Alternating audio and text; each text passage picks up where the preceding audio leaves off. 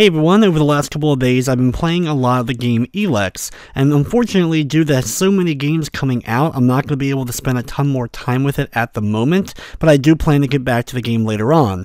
Currently I've spent between 8 and 10 hours playing it, so I want to do a bit of a review in progress. I'll be sure to update in the comment section below my final score when I actually have one to give to the game, as well as any additional comments that I'll need to add.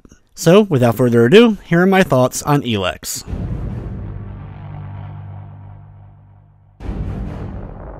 Elex is an open-world action RPG set on a post-apocalyptic planet that's very much like Earth. The game is from the same creators of the first 3 Gothic games as well as the more recent Risen titles. There's a lot of conflict brewing on this planet, and most of it revolves around a power source known as Elex. The power source can be used to give people magical powers, but at the same time also basically numbs them down and makes them a puppet of the power itself.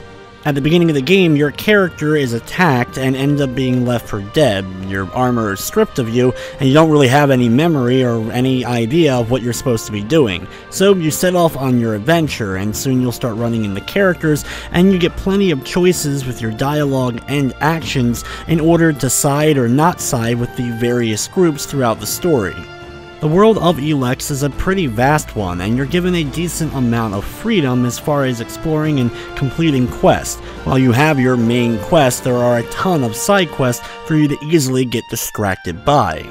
The action-oriented RPG battle system features a variety of weapon types, one- and two-handed weapons, as well as guns, bows, and magic spells that you'll be able to cast.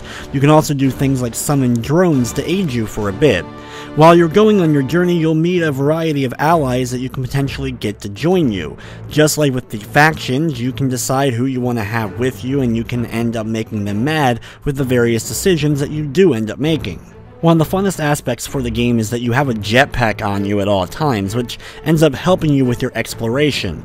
Unfortunately though, exploring can be a bit of a pain, as it's very easy to get stuck on terrain and climbing up is very clunky. There's no doubt that the world of Elex has a lot to offer as far as the amount of content and hours that you're going to be able to put into the game. However, the problems with the game start to mount relatively quickly. Some of the minor stuff involves the combat. It never felt that great, still feels a bit slow and clunky even after hours of playing. Also, difficulty, which I usually don't comment on, ends up spiking pretty fast, especially early on. You'll get a mainline quest and you're just trying to get to that spot to activate the next part of the quest, and you end up getting mauled over and over again by very difficult enemies. However, my biggest issues with the game are with its storytelling, with a lot of the dialogue and even dialogue choices. While it's nice to have them, and they do tweak the different relationships with characters and groups, were very generic, and the voice acting for the most part was barely okay. Then there's the performance issues. The graphics, while sometimes okay or even decent, other moments end up looking pretty bad, bland, and other times glitching out. You also have a pretty decent amount of load times going into the game, as well as anytime if you die and have to reload a previous checkpoint. There's a ton of texture popping. Walking in a field, flowers, enemies, items, just everything starts to pop in from the background. The game also crashed on me on a few occasions. Elex is available now on the PlayStation 4, Xbox One, and PC for $59.99. It does have a Platinum trophy on the PS4. Overall, so far with my experience with Elex, I'm not hating it, but I feel like there's a lot of potential that could have happened, but just wasn't acted upon.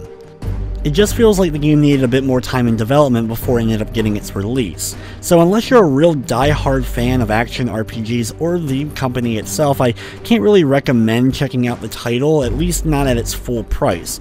I'm not giving it a score here like I mentioned before, but I'll be sure to add that in the comments later. But with that, guys, it's going to wrap up this little review in progress. I'd like to thank you for watching, and of course I hope you enjoyed.